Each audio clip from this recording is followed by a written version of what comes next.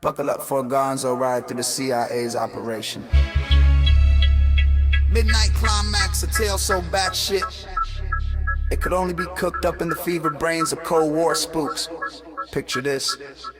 It's the 1950s. San Francisco's buzzing with beatniks, and the CIA's got a wild hair up its ass to crack open the human mind like a psychedelic piñata. Enter Chaos by Tom O'Neill, which spills the beans on this deranged chapter. And let's dive into the kooky, creepy, and downright unhinged world of spooks, hookers, and acid trips. So, the CIA, obsessed with mind control and commie interrogations, gets a boner for LSD, the hot new wonder drug.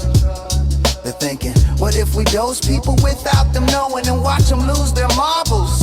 Pure science, baby. They set up shop in a couple of Bay Area brothels, classy joints where Johns are just looking for a good time. Not a trip to the cosmic void.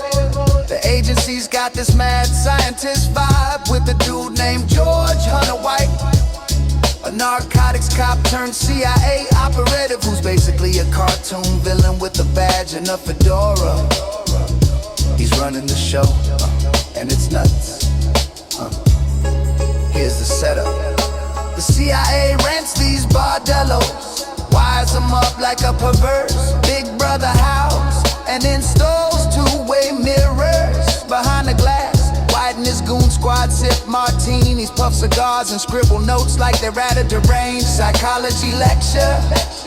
They hire sex workers, badass ladies who are in on the gig to lure unsuspecting clients, mostly lonely dudes looking for a role in the hay. But surprise, these gents get a special cocktail.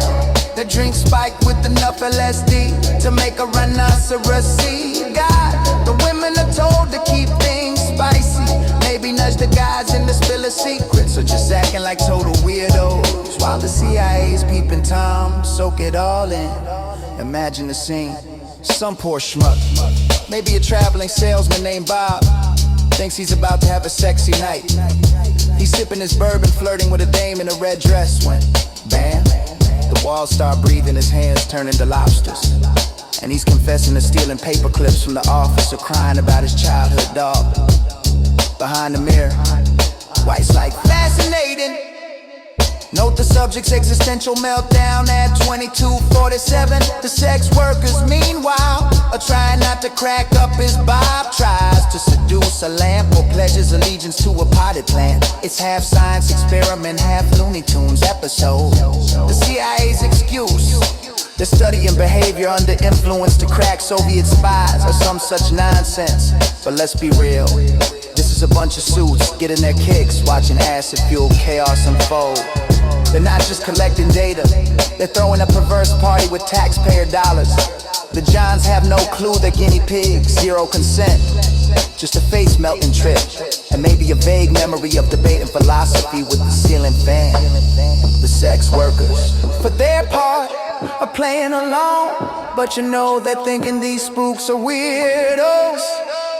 But chaos, this goes on for years, 1950s into the early 60s. White's living large, allegedly sampling the drugs himself, turning these safe houses into his personal freak show.